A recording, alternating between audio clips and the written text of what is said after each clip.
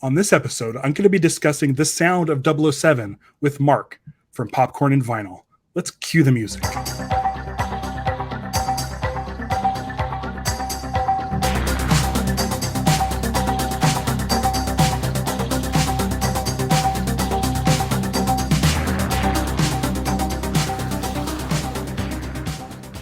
Welcome to the show. We are here to talk about the sound of 007. But more importantly, like the music of 007, like the sound of 007 makes it seem like the documentary is going to be about like, the sound design as well, but not really. And I have a ton of thoughts about this. And I figured you'd be the perfect person to talk to because of our interest in James Bond music, vinyl. All the vinyls I see on your shelf behind you are sitting next to me. I have those as well. I don't have a complete collection, but it's slowly getting there. I decided that I'm only going to get the vinyl if I see it in the wild. I'm done with like Discogs and eBay and all that. I don't need to do that. There's no fun because there's a store nearby, Left of the Dial Records, and like going through their soundtrack sections, and when you see Live and Let Die, like a really nice one, it's like it's pure joy. So no more Discogs when it comes to James Bond for me. Let me ask you this: like, how did you get into Bond in the first place? Like, I feel like we're both sort of young guys. Yeah, and I would say like it is. Well, so again, that's one of my discussion topics. So I've been a Bond fan since the mid 90s. So the way I got into it was TBS would play James Bond marathons, usually around Christmas. So I'd have time off school and they'd play these marathons. And the first movie I remember seeing was The Man with the Golden Gun. And and it was that it was the car that turned into the plane. And, I saw that and my interest was immediately sparked, and they went on to the cool island, Scaramanga and his cool golden gun. I was instantly drawn in. And around that time, I think that's when Tomorrow Never Dies was playing in the theaters. And I remember seeing commercials on TV for it, but I didn't go to the movies at the time because my parents wouldn't really take me, and I was kind of too young to go on my own. So I remember seeing those and wanting to see that based on all the Bond movies that I would watch on TBS. And then the first one I finally saw in theaters was The World Is Not Enough, which is a late addition probably for a lot of Bond fans. And that's the thing that relates to this discussion topic and any kind of internet discussion related to James Bond is everybody has such a different background introduction to it over the span of 60 years. You can't really have friendly, usually internet conversations because people come into it at different eras. So people will swear by who the best James Bond is, what movie is the best. So it's very difficult to have like a solid discussion without it going off the rails. Right. I think one thing with like Bond fans, I feel like, okay, so Man with the Golden Gun, probably not highly regarded in the whole 25. But I love it. Because it was your first Bond movie I ever saw was The Living Daylights. And it's like number 3 for me. And I don't think it's number 3 for a lot of people, but it's my third favorite Bond movie. It's funny how it's like your first is always your first, and you always are fond of it more than maybe other people. But I think Bond fans know this. So there's no sort of like judgment as far as if you like The Man with the Golden Gun, you might get a side eye. But if you say it was your first Bond movie you saw, they'd be like, oh, okay, that makes total sense. Because there's people whose favorites are like, I mean, I'm not throwing shade, but like a friend of mine's favorite is Octopussy, which for me is kind of not up there. It's probably not in the it's not the top half. It's probably the lower half. It's still a fun movie, but it makes sense because it's the first one he saw in the theater. And so there's sort of this like forgiveness, I think. I like Man with the Golden Gun, but I don't know if it's in my top half. I feel like that's kind of what Bond is. You have like half of them are like really well done, good movies. And the other half is really fun, dumb, like popcorn movies. Right. And so what's great is you can kind of just pick your poison. if it, when it's a Sunday afternoon and you're just sitting on the couch, like you have 25 movies to choose from, and you can be in a mood for a Skyfall, or you could be in the mood for a Moonraker. Like those I feel like are the two sort of opposite ends of the spectrum, like really sort of like serious and then really sort of goofy. But I think it also speaks to the type of Bond fan somebody is, because I'll put myself in the category of I can watch any of those movies anytime. So if you said if on TV Moonraker was on, I'll be like, oh cool, let's watch this. Whereas there's some films that people probably wouldn't watch necessarily again. They like the top tier ones in their choices, but they wouldn't necessarily revisit anyone. Whereas I could jump into anyone at any time and have a great time. There's not one of them that I dislike. There's aspects of them that again aren't my favorite. I wouldn't agree with the choice, especially on the music side. But definitely. What would you say would be your least favorite Bond movie? Bond movie. Least favorite. Maybe you don't watch it. Maybe you don't care for it. Maybe there's a weird CG tidal wave. I'll defend Die Another Day. All right, go for it. No, I'll watch Die Another Day all the time, but it's just on my bottom. Least favorite, probably, and this is where I could say like least watched. Least watched. This is where I'll piss off people. Is Live and Let Die. I respect it. I enjoy it, but it's not my favorite that I would return to the most often. Yeah, I watch that one a lot, and I think it depends on I think when I was younger, I didn't watch it a lot. And so for me, it still kind of feels a little more fresh because I didn't get tired of it when I was younger. So what was an interesting experience is for years, I would not watch On Her Majesty's Secret Service because every like normal person, not Bond fan, would talk about how terrible that one was to avoid it. And as I kind of got into it more, all the Bond fans are like, yeah, it's like one of the best ones. So I watched it and I was like, yeah, I see where they're coming from. Again, like I see the criticism. If you look at a couple of screenshots, you're like, okay, I see where the Austin Powers outfit comes from. But there's some really good things that On Her Majesty's Secret Service did that I love. Well, I feel like that and The Living Daylights are a little bit ahead of their time in really leaning into the Ian Flemingness of it all. Right. And then, Daniel Craig comes along. It's like, the greatest thing ever was this return to form, but it kind of happened a couple times, just not successfully, I guess. Right. I had watched Living Daylights was the first one I saw, and then I saw like License to Kill right after that. Then there was a chunk of the 6-year chunk between License to Kill and Goldeneye, and my dad left. My dad left my mom and stuff, and so I was like just going to the Blockbuster. My local video store closed. I was going to Blockbuster. They had all the James Bond movies there. They had a whole section James Bond. And I'm like, you know what? I'm going to get into this. I'm going to start with the first one. Looked at the back, looked at the date. Okay, 1962. This is the first one. And what was great about those VHS tapes is they had the trailer for the one that came next. Oh. And I was like, okay, now I know which one to get next. And I spent like a month. This was before Goldeneye. So I spent like maybe a month just watching every single one of them. And then it got to You Only Live Twice. And there was the trailer for On Her Majesty's Secret Service. I was like, ooh, I was so pumped up because like I get to see a new guy. Like this is the first time we get to see a new guy. And I got to the Blockbuster and I grabbed On Her Majesty's Secret Service, but saw Diamonds Are Forever next to it. I'm like, wait a second, no. I'm done with Connery. I'm ready to see the new guy. And I looked at the dates and I went to the counter and asked him, hey, is this right? And luckily the person behind the counter let me know, yeah, this guy did one. And then Connery came back for one more. And I was like, oh, okay. But I was so amped on there being a new guy as James Bond.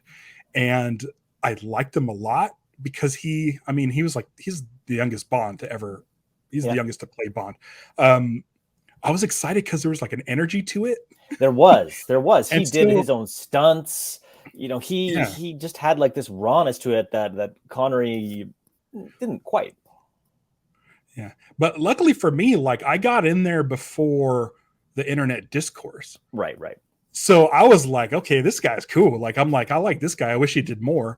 It was definitely refreshing after watching the what was it, the 5 Connerys. It was really refreshing just to see someone new. Mhm. And then Connery came back, and it almost felt like, oh, this is kind of comforting to see him again. But he looks kind of old. Yeah. But man, when I saw Live and Let Die, my whole thing is like, some of my favorite Bond movies are the firsts. Yeah. Are the actors first. And it's usually not their best performances as Bond. But I feel like Lazenby, that movie is awesome. It's my number one. It's my favorite Bond movie. Is that I'm not much of a reader, but I've been getting into the Ian Fleming audiobooks, and finally after all these years. But it feels so much like Fleming. I really want to let everyone know, like, it's a tough sell on Her Majesty's Secret Service to people, because it's like up until like Sam Mendes, it's like the longest Bond movie, and the action's all backloaded. There's not a lot of action in the front, so it's a little bit tough. But would you say John Barry's best Bond score? Ooh, maybe. That's a great question. I didn't come prepared with that answer. Yeah. Living Daylights is up there for me. I love the score to Living Daylights, even though it's got like the real sort of cheesy electronics. It still works though. It works, I think. But it's one of my all-time favorites. I found a copy recently in like pristine shape, and I love it. Not a pop on the record. But yeah, so maybe we should get into the documentary. I was just thinking that. Let's jump into that. The documentary. First impressions. What were your first impressions of the documentary? What in terms of seeing the whole thing? After seeing the whole thing? I mean, I'll say this. For me, everything in the documentary I loved. Yes.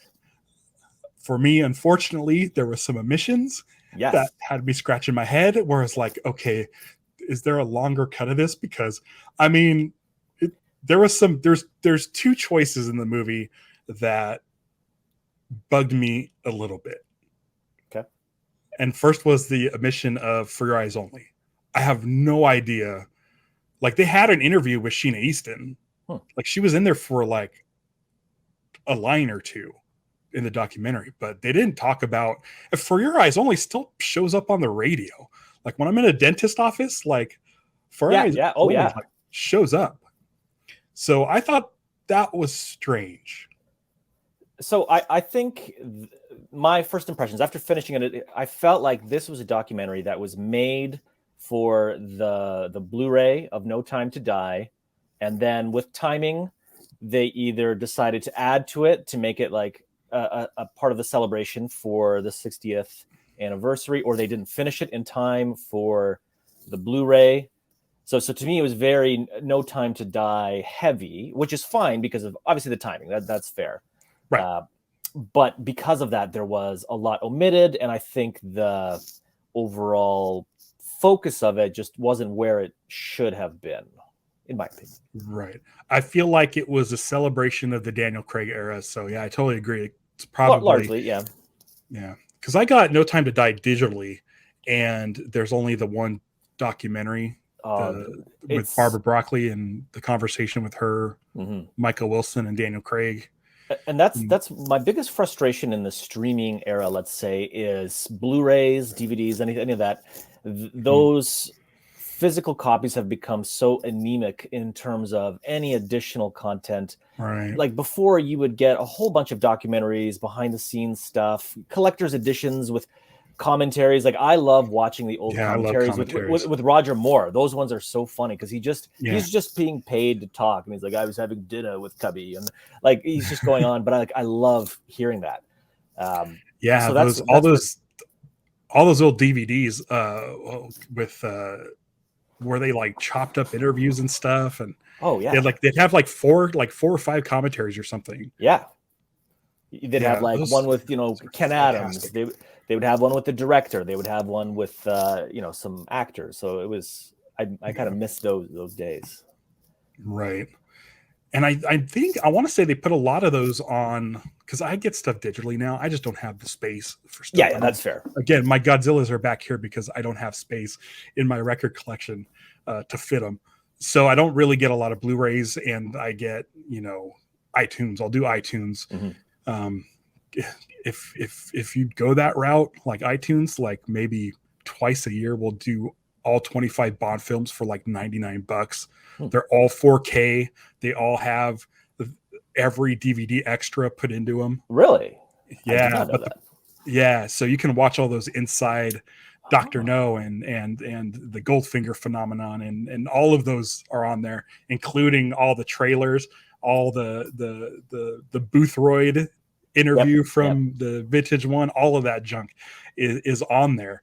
But unfortunately, they didn't really produce a lot of stuff for the Daniel Craig area, so you don't really get a lot. And so it's a little bit of a bummer that they're not putting both this. I would love them to put this documentary and the concert, the full version of the concert, on the documentary, because on iTunes. But the other thing that I was kind of bummed with the omission was sort of this. They didn't really talk about the Dalton era. No. And not only did they not talk about the Dalton era, they made it seem like John Barry was done after A View to a Kill.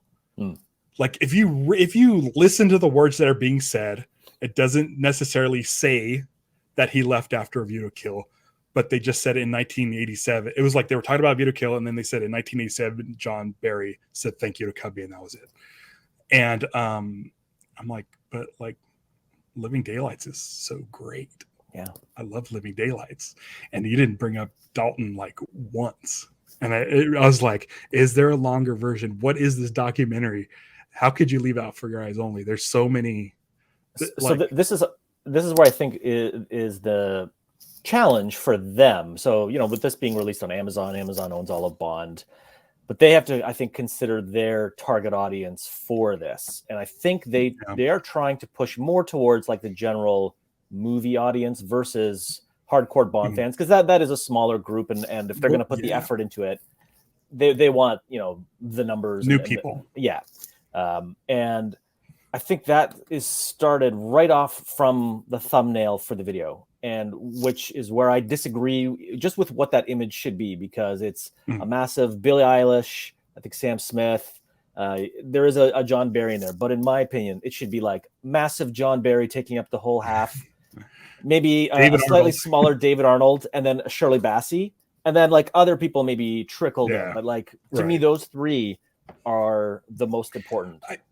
I feel like we're showing up anyway. The fact that they put John Barry on that, like A, they had to, but B, I was kind of surprised.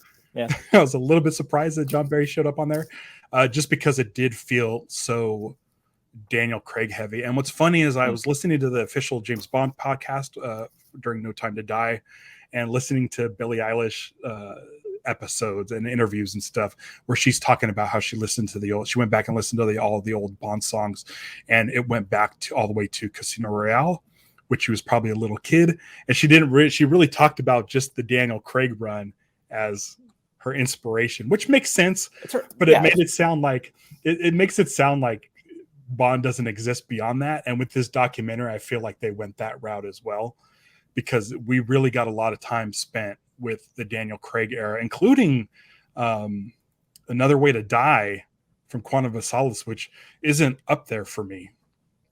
And Sam Smith's song, Writings on the Wall, really isn't up there for me as far as Bond songs. Chris Cornell's, I'm going to let you know, this might be controversial, my favorite James Bond song. I don't think that's controversial. Again, depending on your age. I think, but I'm 45. I was born the year that The Spy Who Loved Me came out, and I mean, nobody does it better. So terrific.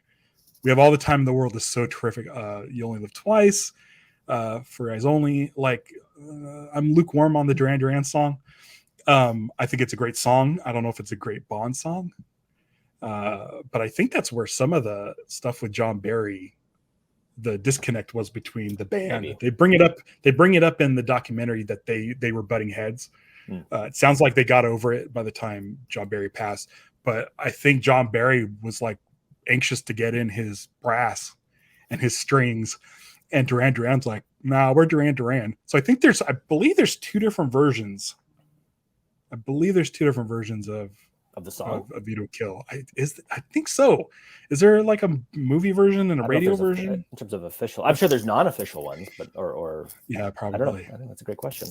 But so yeah, this kind of skews more towards people. I mean, listen, Bond fans are going to show up for this no matter what, right? So might as well try to get in new folks to watch. And that's where it's what the Bond producers have always done is they make creative choices, but they make business decisions too. And with the inclusion of Billie Eilish and the focus of her on this documentary, that was part of that business decision, is to get that larger audience in. She's obviously like hugely popular. And anything with her, people are going to gravitate toward. So I think that's why they made that choice. That's why they put her front and center. That's why she gets, I think the first opening of the documentary is her speaking, where in the grand scheme of the Bond music, she's not that significant. I would, to me, Adele will be longer lasting. Yeah, she's one of 25. I could see Adele coming back. I could too. I think Skyfall was so popular, they would get Adele back. Yeah. I feel like she would be like sort of how David Arnold took over the mantle for John Barry. I think that Adele should take over the mantle for Shirley Bassey. I agree. Let's get them both. Yeah. Let's get them both. Because David Arnold did that song for Quantum of Solace that didn't get used with Shirley Bassey. And I'm like, why didn't you use this for like the end credits? Like the way Katie Lang got bumped to the end credits. But I don't know. But I could see Adele coming back for sure. And I'd be totally okay with it. Here's my dream team for next Bond movie.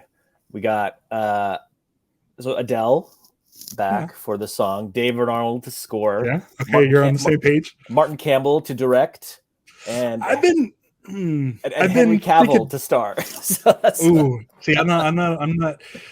Henry Cavill's too known. Like the thing I loved about it's never gonna happen. The thing I loved about Daniel Craig was like, I don't know who this guy is. Exactly. Yeah. And I think I might have been a bit of a grouch when it was announced, because I'm like, I don't know who this is, and he doesn't look like James Bond. But like when they started showing like pictures, I'm like, oh man, this guy's gonna be fine. Like I don't care. And that's why I don't like making any judgments on casting until I see some film, because we never know. It's the whole Heath Ledger Joker thing. Exactly. Yeah. Keaton is Batman thing. Like, that's right. The stuff kind of shakes out. Pattinson as Batman. That's the only one. That's the only one where I'm like, I don't agree with that choice. I liked it. I really liked that movie. But okay, so since this is No Time to Die Heavy,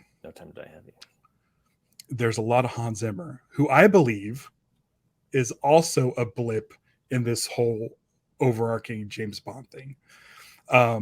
Just because he's just done the most recent one. Yeah. I don't know how much I talk about it on this show, but it's just kind of known that I'm not a big Hans Zimmer fan. I feel like I'll just explain my reasoning. It's because it seems like it's more of a committee doing the scores as opposed to a singular vision. Yep. And I prefer a singular vision. And for me, I feel like you can't, like if you have a singular vision, you can have, it could be more emotional, more personal. And I don't get that with a lot of his scores. I bawled like a baby every time I watched the end of No Time to Die. So his music works for that movie. And I was so like, when they announced it however many years ago that he was doing it, I had to sit for like 2 years or whatever, just be like, oh my God, I need to know, is it John Barry enough? Please let it be John. I wanted to be leaned more into Bond and less into Inception. I needed to be James Bond, especially because it's like Bond 25. It's Daniel Craig's last. And I got to say, I like the score. I'm not super in love with it, but I like the score. And the one thing that this documentary did, which is fucking nuts. If you know me, this is nuts. Made me like him as a guy. Like he seemed like a really fun guy. Like every time I see an interview with him, it's more of, I'm like, Hans Zimmer, pretentious, whatever. He's so popular, everyone loves him. But this documentary shows him in the environment. I've never seen him where he's just standing in a room with another musician and just going over music, playing the piano. I mean, the thing is, Billie Eilish was already playing and he just comes in, and of course someone else is doing the music. He decides to add his thing and then he gets the credit. That's a whole different thing. But this made me actually like him as a guy, to the point where, like, in the concert when he came out and was announced, I'm like, oh boy, here we go. But he was having a good time, and he had David Arnold right next to him. Of course, David Arnold didn't get announced. I'm assuming that part was cut. I know. And yeah, but there was a point in the concert where he kicks out the cord from his guitar, and David Arnold is smiling, picks up the cord, and they get it in just in time for him to finish up. And I was like, okay, I like Hans Zimmer as a guy, and maybe since I like the score to No Time to Die, maybe instead of just coming into his movies with a chip on my shoulder, maybe I'll give him a chance. So much like Heath Ledger and Michael Keaton, I'll give him a chance before I go in. But yeah, because it was like a whole thing where, like, he's gonna mess up Wonder Woman 84, and I don't want to listen to blank. So yeah, it's interesting. He's an interesting dude, and I know you're a huge fan. I am. Like, yeah. I actually suggested my wife to name our son Hans, but she blackballed that. Okay. I'm a big fan. I understand where a lot of the criticism comes, or like, the place they're coming from.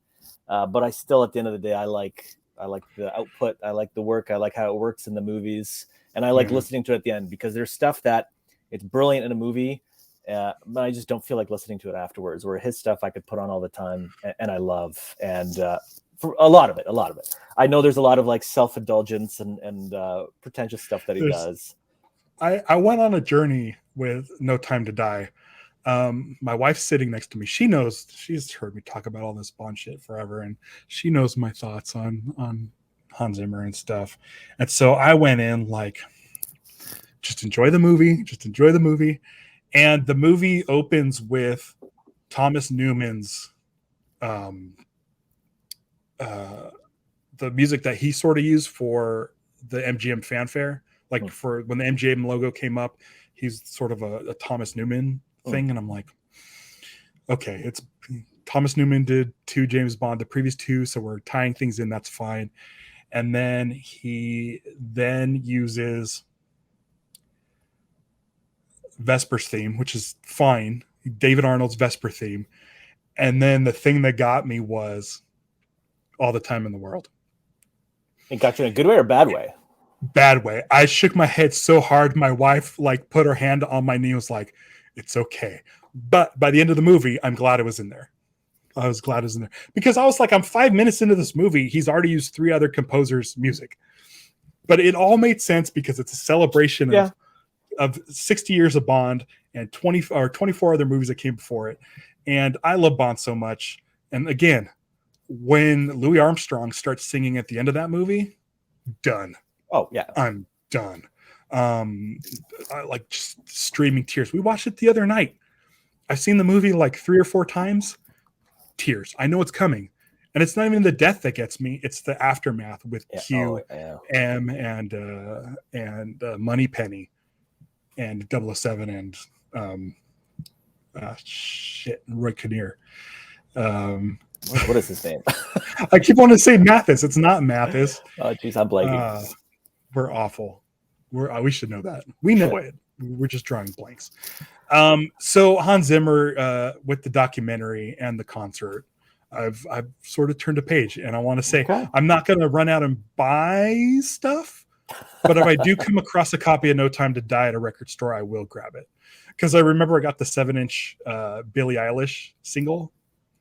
And I'm like, well, this is the only No Time to Die soundtrack I'm going to get. But no, I am going to get No Time to Die by Hans Zimmer and company. Cause it's, I mean, I'm trying to be good. I really am. Hey man, you like what you like, and you could defend it or not. Yeah. Like it's music. Yeah. With Hans, the whole lead up to the announcement of the composer for No Time to Die, I was very unsure. So when they announced, the first one was Daniel Romer, I don't know how to say it, but when that was announced originally, I was just like, oh, who the hell is this? Why did they not get David Arnold back? Like I was angry in an internet fanboy kind of way. And I get angry never having heard any of his stuff, so it's completely irrational and unfounded. But then I forget if it was one of those like creative differences thing, but somehow he left the project, and then again it was kind of up in the air who would do it. Was he a Danny Boyle guy? Maybe. Maybe, but I think he was around longer because he was like well into production. And then when they announced Hans, I couldn't believe it. I was like, I was excited and I was scared because I'm like, oh, I hope he doesn't fuck this up. Because I have such high expectations for both him and the franchise. And my worry was that he was going to Mission Impossible 2 it, in that he would do one throwaway Bond riff and then just do a bunch of other insane music that has nothing to do with the franchise. But then when they released that opening track, I'm like, okay, I feel good about this. Like, I think we're in safe waters. And I didn't know his relationship and how much he respected the franchise and John Barry. So after that, I felt good. Yeah. And a lot of talk also in the No Time to Die, like official podcast, a lot of talk of David Arnold. Huge respect. He has huge respect for David Arnold. So that's when my whole thing started turning around too, was the fact that he was talking about John Barry and David Arnold, like the first things out of his mouth when in that interview. And I'm like, okay, that puts me at ease a little bit more. Yeah. There's still one part of the score where I'm just like, don't do this. Please don't do this. And that's when M and Bond are talking by the river and he plays the theme from On Her Majesty's Secret Service. And it's not We Have All the Time in the World. It's the theme. Yeah. And listen, that's like number one for me. Like I've been waiting for that theme to pop up in the David Arnold era. Like I've been waiting for that and the 007 theme. Right. The one that John Barry did in From Russia with Love and Diamonds Are Forever, Thunderball and Moonraker. Diamonds Are Forever. Yeah. I think I hit them all. I've been waiting for that to show up too. And I'm surprised David Arnold hasn't brought that in. But then when I heard Hans Zimmer I think you hear a bit of that in Casino Royale.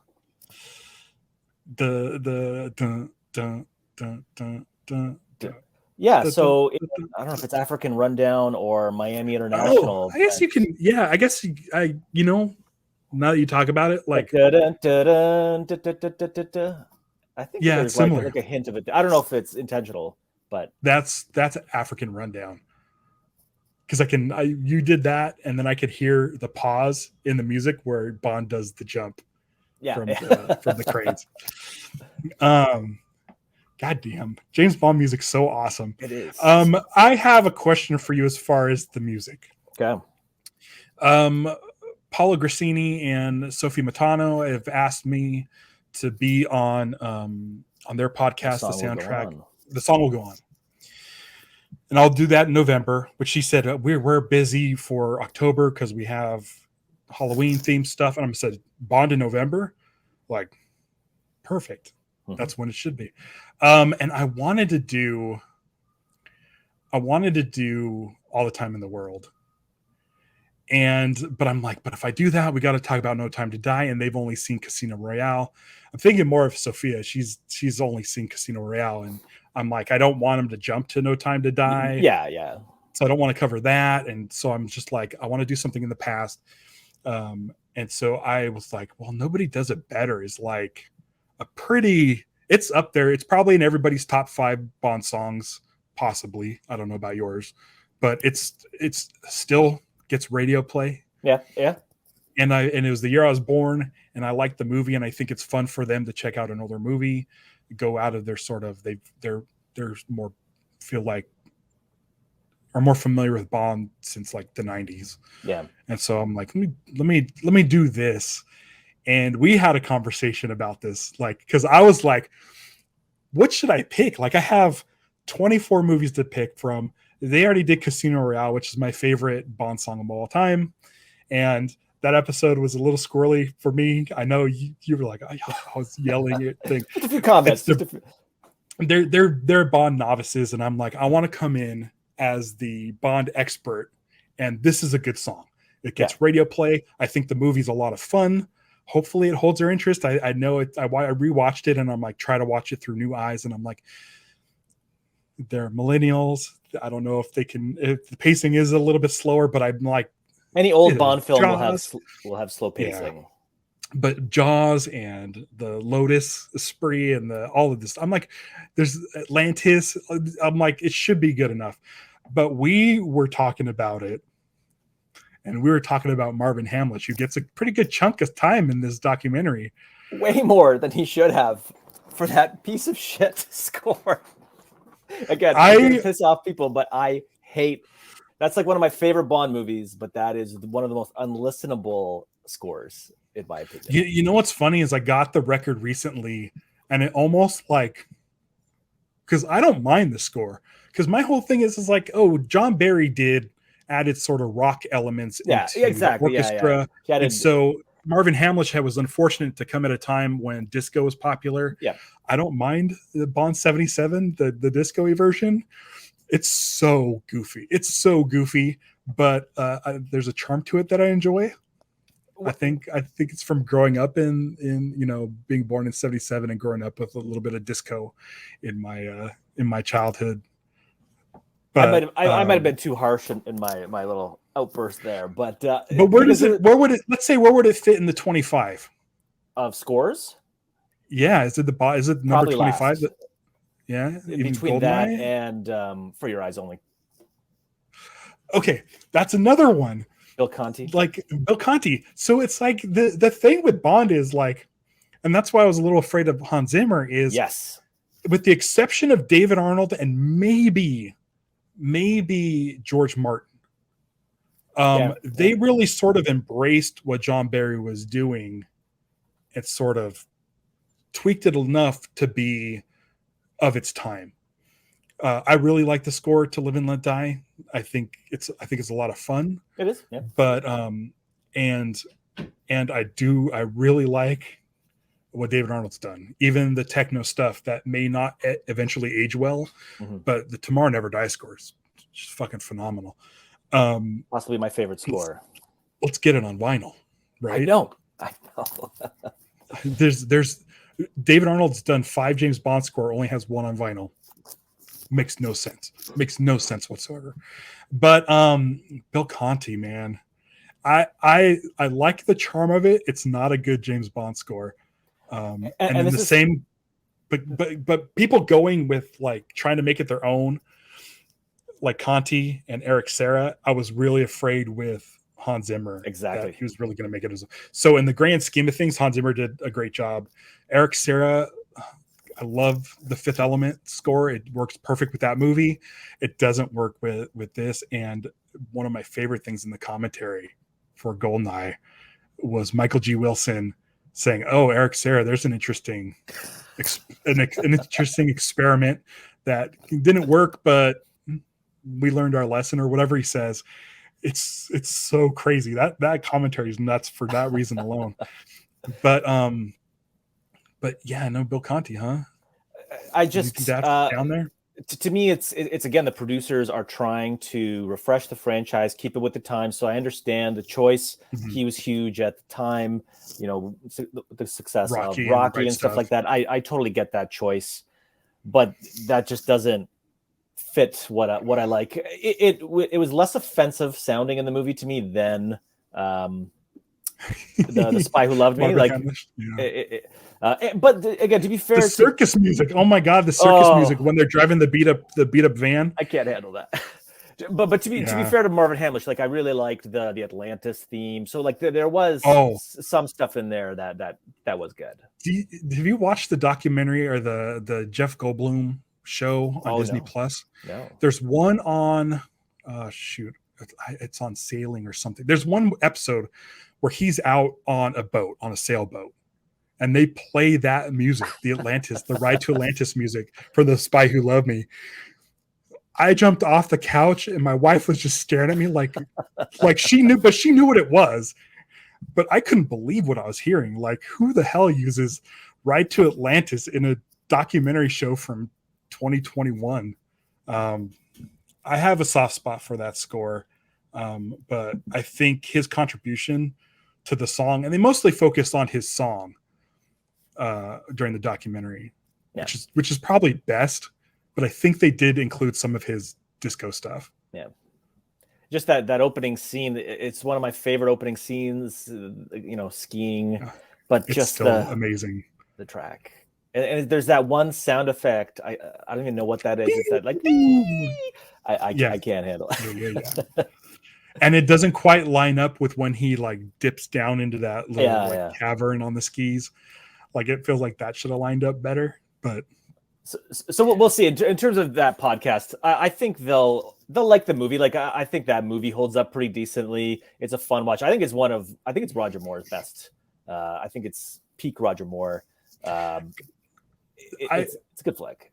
I watched the Bond movies 3 times through, front to back, since lockdown. We watched through it and then decided to watch through it again. And I just started rewatching them again. I lost my train of thought. There was something that occurred to me. Hold on. It's coming back to me. Is that John Barry got all the wrong Roger Moore movies. Oh, interesting. I would have loved to have seen him do The Spy Who Loved Me, For Your Eyes Only, and what was the other one? Live and Let Die. Interesting. That's an interesting because I feel like those are my favorite Roger Moore movies, are those ones. And he did Man with the Golden Gun. My apologies, not my favorite. That's fine. Moonraker, which is one of my favorite, but it's not the best. Octopussy, not the best. View to Kill, not the best. And I'm like, man, I wish all these guys swapped, so John Barry can have Live and Let Die, Spy Who Loved Me, For Eyes Only. Because I think, imagine For Eyes Only with John Barry, like it would feel like Casino Royale. It was more down to earth. Yeah. I like that suggestion. One interesting thing in the documentary is they kind of brushed over Monty Norman in a way. Like they mentioned his origins, but the whole lawsuit and who owns what, treading lightly. Yeah, they definitely. I feel like there was a lawyer behind Barbara Broccoli saying like, say the right thing, because I forget if it was her or if it was Michael Wilson who said what was it? Something about Monty Norman's theme in John's hands is kind of what made it successful. And it's just like, yes, technically the rights belong to Monty Norman, but it was John Barry who made this. And I like that comment. Yeah. When it comes to that whole subject, you kind of like listen closely as a Bond fan. You're like, how are they going to approach this? Because it's been such an ongoing thing. And you listen carefully, and what the documentary does is get a Monty Norman interview that we've seen before, and cut it in such a way to where it's like letting him say what it is, right? But taking out anything where he's like, "I did it. I'm the guy that did it all by myself." So, but yeah, a lot of it's like, I want to say there's some Monty Norman interview where he says, "I did the Bond theme, but John Barry did the definitive version of it," which I believe is a good way of saying it, I suppose. Right. You listen to the score to Dr. No, and you hear what is his James Bond theme. Yeah. The House of Mr. Biswas, Born Under a Bad Side song. Good sign, you hear the dun, dun, dun, dun, dun, dun, dun, dun, dun. Yeah, and then you just hear the dee-dee-dee. Like you hear that through the score, and that's what Monty Norman brought to the James Bond theme, was that. But everything else is all John Barry. Like John Barry brought 85%, probably at least. Like anything you hear in a gun barrel is usually anything that's not the guitar riff is John Barry, pretty much. Well, if any lawyers are watching, I don't know what you're talking about. It's all obviously Monty Norman. Dude, they're both gone. They're both gone. Rest in peace. Music. But I'm glad whatever happened, I'm glad it came together into the James Bond theme. Exactly. Because it's so iconic. Who wouldn't want to claim that as their own? Oh, exactly. Yeah. Yeah. And kind of going back to David Arnold, I think that's where he is this era's John Barry, and I feel like because he takes everything John Barry does and like takes the essence of that in every movie. And I love how he just like again broke onto the scene with Tomorrow Never Dies, because I could see this scenario where Goldeneye just came out, Pierce Brosnan's amazing, the movie was amazing, but the score was extremely lackluster, and people, you know, everyone's like, we need more James Bond music, more theme. So he's probably like, yeah, you want more James Bond theme? Here you go. And then it was just like immediately with the story goes that he did the Shaken and Stirred album. That's right. Was it a remix or like just his own orchestration? They're all. It's almost like a cover album. There's a lot of covers. Like Iggy Pop does All the Time in the World. Gosh, I forget who else is involved with that. Propellerheads did the On Her Majesty's Secret Service, which has the Space March from You Only Have Twice in the Middle. Oh, dude, it's so good. But the thing is, John Barry knew about it and went to went to Barbara Broccoli and Michael G. Wilson and said, hey, this kid just did this album and he knows what he's doing. And that's how he got Tomorrow Never Dies. And holy shit, when I saw Tomorrow Never Dies and I heard the music, I'm like, and what he does, what he knows to do is John Barry had picked specific pieces of the James Bond theme to do his gun barrel logo. Marvin Hamlish picked different pieces of the James Bond theme to do his gun barrel logos. Same with Bill Conti, I believe. And so I like that David Arnold had his version, because it doesn't start off with the dots going across and being the John Barry da-na, da, da-na, da. His starts off like da-na, da-na, da-na, da-na, da-na, da-na, da-na. And that's what David Arnold does. He changed it for the John Barry version on Die Another Day because it was the 40th anniversary. And so that's fine. But that's what I like about David Arnold. And I was really like, when I heard Hans Zimmer, I'm like, he better mix and match. That's right. Different pieces for the gun barrel, which he doesn't do. I think he does the John Barry version. But again, because it's an anniversary kind of, that it's okay to use the John Barry version. This is where I think they differ greatly, though, is John Barry's approach is each of those movies had their own musical identity. So you hear Moonraker, it's its own thing, plus the James Bond music. Whereas David Arnold, you probably couldn't pick them out, aside from maybe Casino Royale, you probably couldn't pick them out necessarily from one another. Kind of for the average film goer, they all kind of sound the same. And I don't mean to say that in a negative way. One of the things that's tough with David Arnold is he's done like Bond songs, but I think two of them is stuck. I think the Garbage song for The World Is Not Enough. I think it's better with You Know My Name. But you Know My Name. Yeah, I love that Garbage song.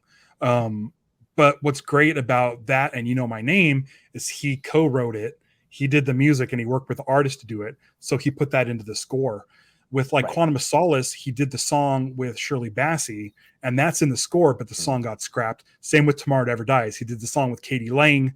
That song got scrapped, even though that song's still in the score. So what I love about like Casino Royale and The World Is Not Enough is those are like the John Barry approach. Like John Barry's going to co-wrote the song so that it can be played through the score. Yeah. And of course, David Arnold mentions that in the beginning of the movie, almost as if to say, like, you should let the composer. That's right. co-wrote the main song. But I mean, it works. It works with No Time to Die because Hans Zimmer worked with Billie Eilish, and that theme shows up in the movie beautifully. Exactly. It's great. That's all I want is them to. If you're going to pick the artist, have the composer work with that artist so they could come up with a central theme that plays throughout the movie. I think Skyfall might play a little bit during the movie, and same with The Writings on the Wall. Like, there's usually like one cue. Yeah. Like the No Time to Die or Another Way to Die from Connor Masalas. There's one scene that has that theme in it, and that's when Strawberry is killed. Like they make that her theme. And it's like, okay, this is clearly, oh, the song came in, we can make a cue here and just drop it in somewhere. And it's like, no, you need to have it throughout. It needs to be a theme that plays throughout the movie. But that's why there's examples. I need David Arnold back. I really want him back. There's examples like Duran Duran, right, where they don't fit into the movie at all. They're just the music video at the front of the film. But John Barry worked with them. Yeah. And he used it in the score during the action scenes. Like he knew where to place like the Aha song. You know, he worked on it. And so he knows that even though this isn't like sort of a ballad, like a love ballad, it's a rock song, but I can still use that for action. So I like that. Same with Man, You Know My Name. He used it as in a romantic way and in an action way. And he like, God damn, that score is amazing. I love David Arnold. Can we talk about the concert and David Arnold's performance? So when he was coming up on stage, he was saying, I'm going to do the performance. And I was just thinking, oh, okay, so he's going to play the guitar. And then he starts singing, and I was like, holy shit, this guy could sing. Yeah. I had no idea. Like, he has a damn good voice. Like, again, not the same as Chris Cornell, and doesn't hit those me and my wife, like, as the song was coming to an end, and we're like, is he going to hit that last note? And I'm like, there's no way he's hitting that last note. There's no way. No. He's not even going to try to, and he didn't, which is good. Yeah, but I was amazed by his voice. I just didn't expect that. And it was a beautiful performance. I, again, started weeping like a baby. Yeah. And I'm not even like a huge Chris Cornell fan. Like, I literally grew up listening to scores. I only listened to scores. And so I didn't have this attachment to Chris Cornell. But the story he said, like the words he said before the performance and stuff, and my love of Casino Royale, and the fact that we just finished the Daniel Craig era, in which, if you haven't seen No Time to Die, James Bond dies. And so it was a very night full of emotions and stuff. And just his speech and then him singing it, I was like, oh man, this is really tugging. This is really tugging at my heartstrings. Such a great performance. I had no idea either. And there's some folks online saying, well, clearly you didn't go to the John Barry concert where he sang there. And I'm like, oh, I wasn't there. I live in California. And so I was like, it was a complete surprise to me, and just a beautiful version. I think with the concert, some of the performances were hit and miss for me. Yeah, same. For some reason, Garbage didn't sound great to me. The You Only Live Twice version I thought was interesting, but maybe went too far a different direction, but it was still enjoyable.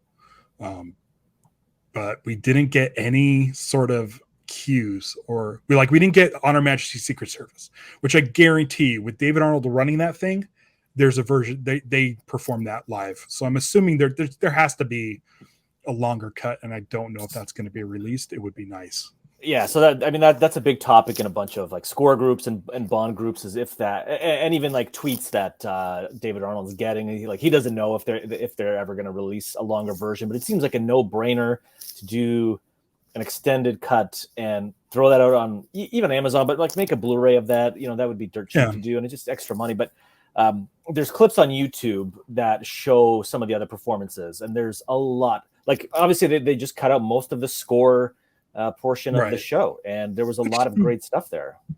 Yeah, I guess it makes sense. I mean, again, they're trying to get a new audience. Yeah. Or the audience that, like, that's what they know, but maybe like get them with all the top tier kind of songs, get them in the door, but then introduce them to some of the score material that they might actually really enjoy. But there's a whole bunch of stuff there. Two pieces, right? They only did two pieces they did the James Bond theme at the end, and they did the Hans Zimmer No Time to Die. Pretty much, yeah. But what I'm trying to, I think I made some. Like, they did On Her Majesty's Secret Service. They did You Only Live Twice. They did some from The World Is Not Enough. Like, there was some great cues. Like, they had the opening from The World Is Not Enough. Great stuff that I would love to see in like a full concert arrangement of. Well, it clearly exists. It does. So, I mean, the only thing the worst thing they could do is put it out digitally and make money. Like, I don't see what the holdup is, unless there's some sort of music rights they have to clear. But like, Amazon now owns everything. MGM for James Bond. So yeah, I mean, which is fine, I guess. I don't know. It seems like I was kind of weirded out when they said that Amazon owns James Bond, but then the way they've been sort of with the 60th promoting, because I don't think this would ever be released. Like, I don't see as its own any thing. other studio. Like, I feel like whoever at Amazon wanted the James Bond franchise, like, loves the James Bond franchise. So getting a documentary and a concert on James Bond days is great. Awesome. Let's keep it going. You don't see the connection between a bald billionaire buying up an entire franchise. Yeah, does Jeff Bezos have a cat? He's just probably. But I mean, it's fine. I mean, whatever. It's does he root against James Bond? I don't know. But for a bald billionaire who has interest in spaceships and stuff, like, I could see him wanting to own James Bond. Moving on from there, like, if you were curating a concert, what kind of cues or tracks would you throw in there? I mean, okay, so Fight at Kobe Docks from You Only Live Twice. And I haven't thought about this. Sorry, I'm dropping this on you. The devil, no, but I'm like fully prepared, because this is the kind of shit I think about like on a daily basis. Capsule in Space, You Only Live Twice. Let's do the 007 theme, but let's do like a Thunderball suite. Oh, like a underwater Thunderball suite. Yeah. I'm clearly dude, it's going to be like one cue from every movie, so I don't want to go through all 25. But the music going into Miami from Goldfinger, and then the raid on Fort Knox. Yeah. Maybe those two show up. The train music from Russia with Love. Like, it's like pretty much any John Barry, like the skiing stuff from that goes into the Avalanche in On Her Majesty's Secret Service, like that beautiful sweeping strings while they're skiing. Like, David Arnold reproduced that, like a version of that in The World Is Not Enough. Yeah. Backseat Driver. Yep. From Tomorrow Never Dies. Him sneaking around also, I would say, in Tomorrow Never Dies, when he's I think that's Hamburg Break-In, Hamburg Breakout, then Backseat Driver. Company Car. I love. Yeah, that one. I like Abandoned Ship. Yeah. World Is Not Enough. I like the he's got Sneaking Around in there. I forget what it's called. There's that when they're trying to they're in the pipeline and they're trying to get that bomb. There's that one cue that he reuses, I think twice. I think he uses that in Die Another Day as well, maybe, but I forget what. Aston Montenegro. Dinner Jackets, 100% Dinner Jackets. It's Dinner Jackets. When they played it in the documentary, like, almost brought me to tears. And that conversation they have in the documentary about David Arnold not using the James Bond theme in the Casino Royale score, like, it's done so perfectly in the movie, where I was like, they could have really messed up that score by putting it in. Like, that score to me is perfect. Casino Royale is perfect. The way he just barely hints at James Bond, because we've seen the documentary where he's talking about Tomorrow Never Dies, and he waited. He's like, I'm going to wait to use the James Bond theme during Backseat Driver. I'm going to wait till the most ridiculous moment to use the James Bond theme. And that's when the BMW logo comes up and slices the wire. And in World Is Not Enough, when he dives Q's boat under the bridge and he's straightening his tie underwater, that's when he plays the James Bond theme. And for him to go to Casino Royale and be like, I'm not doing any of it, you may get the tiniest of glimpse if he does something like, hey, now that's the James Bond I know. And it just works so beautifully to the point where the climax, another thing that always gets me, I usually get a tear, the end of Casino Royale, when he finally says Bond, James Bond, solidifying We know who he is. We know his name. And it's like perfect. And it just blasts in the James Bond thing. Perfect. And then the end of Skyfall, when he walks into the office, they open the door and you see the coat rack and Moneypenny puts her thing up there. I get emotional just thinking about that scene, because it wasn't until way late in that movie that I realized, what's this character's name? I don't know her name. And as it got closer and closer, and she comes up on the rooftop and brings the is it a corgi? No, it's like a little bulldog. Bulldog. Bulldog. Bulldog. She hands it to James, and I'm like, oh shit! Wait a second. We got M. We got a new M. We got a new Q. And I'm like, no. And then the next shot, she opens the door and the coat rack's her. I'm like, I lost it. It still makes me emotional. I'm not the biggest Skyfall fan. It's interesting. I think I like the first chunk, and I love the stuff in England, in London. But there's some, I know, whatever. Who cares? Skyfall's still great. I still love it. It gets me every single time. That ending when he walks through the door, the quilted door to M's office, and he's like ready to get to work, and I'm like, oh my god, it's like pleasure. Everything. It was like 50 years flooding into my body, and just like, oh, the ending of Skyfall, it gets me every time. This is where we, as James Bond fans, we are terrible because of our expectations for future movies. So the filmmakers have to kind of make a decision. Are they going to rely on Old Faithful of the old traditional formula as is, or are they going to try to be new and innovative?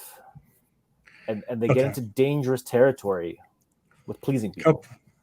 A couple things. First of all, it's Tanner. Tanner's the guy. It popped in my head.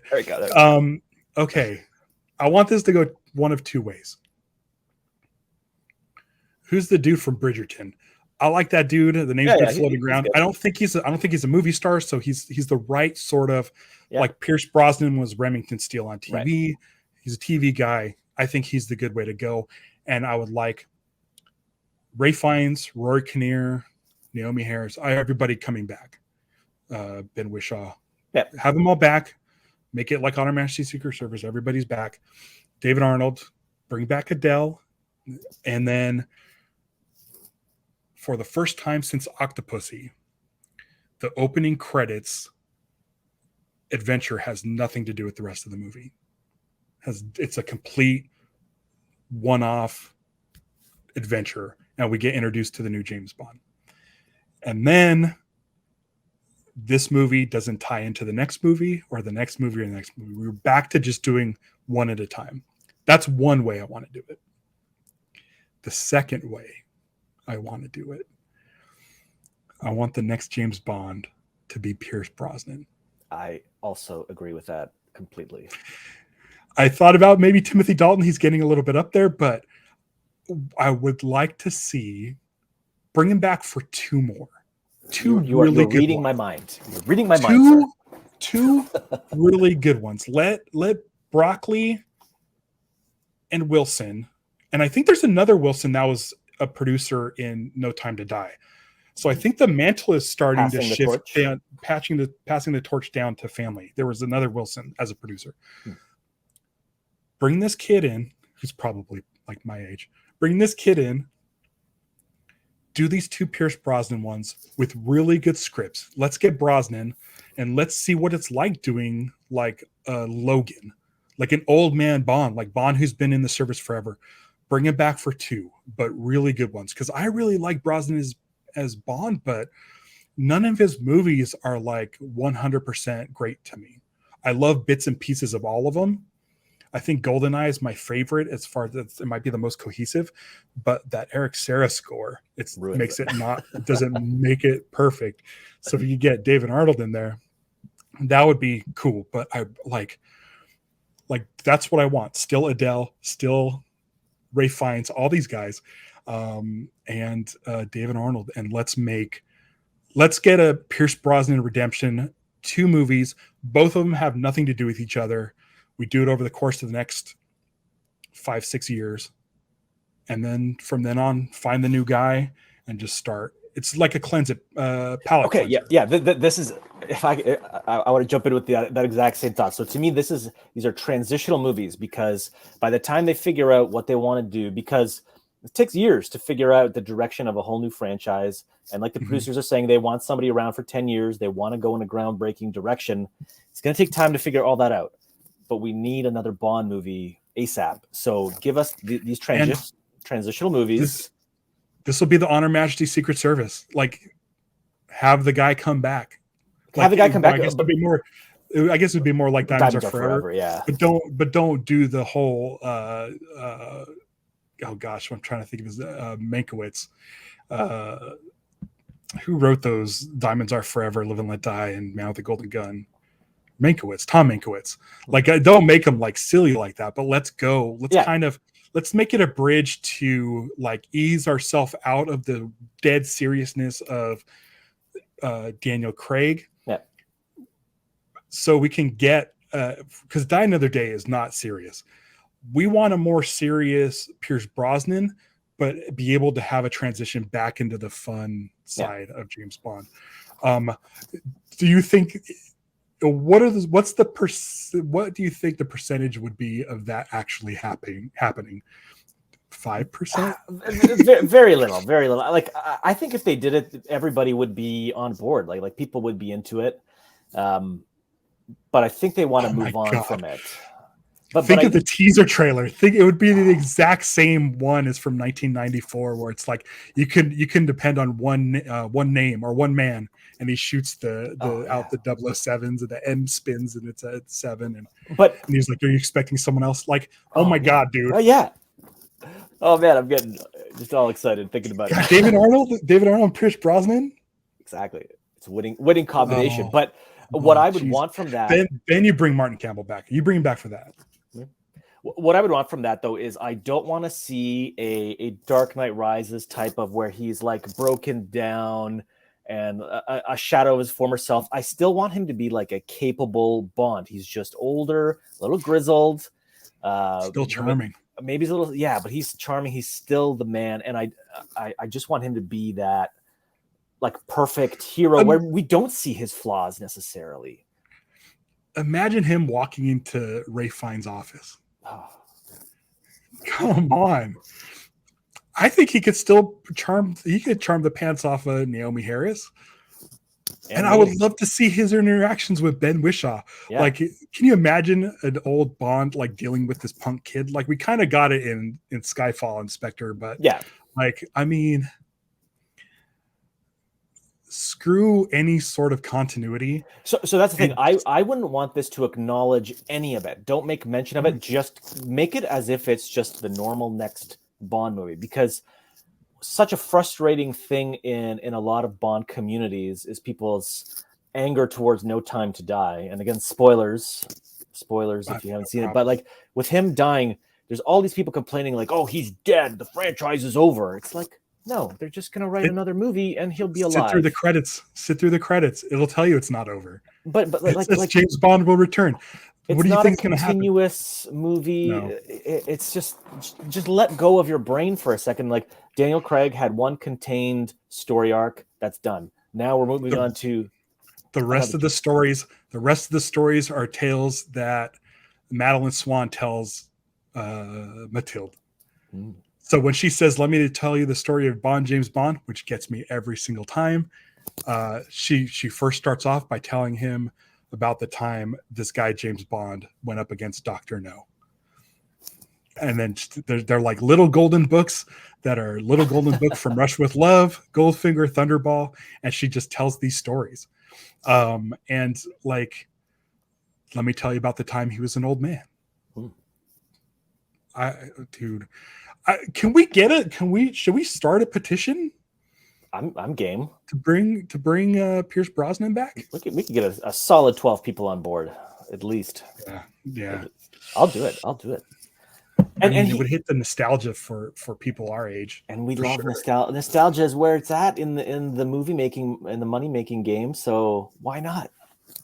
What if they're just like, fuck it, Judi Dench, do you want to be M again? Exactly, and I'd be fine with that. I like, don't even bring it up. Just put her in. Totally cool with that. Even John Cleese, put him in it. I'll watch it. Yeah, you know what? I could use more John Cleese. Yeah, it's kind of a bummer. He only got like 2 shots at it, and he was really only technically Q once. But he was a good person to follow, Desmond Llewellyn. I think so. And I love Ben Whishaw, but John Cleese. Ben Wishaw's been in more movies than John Cleese. I think, yeah. No, and that's one thing that bummed me out is Pierce didn't have like a nice send off. I mean, a lot of Bonds didn't, but I feel like he needed like a nice, strong film to finish with. And let's do it. I don't know what we can do.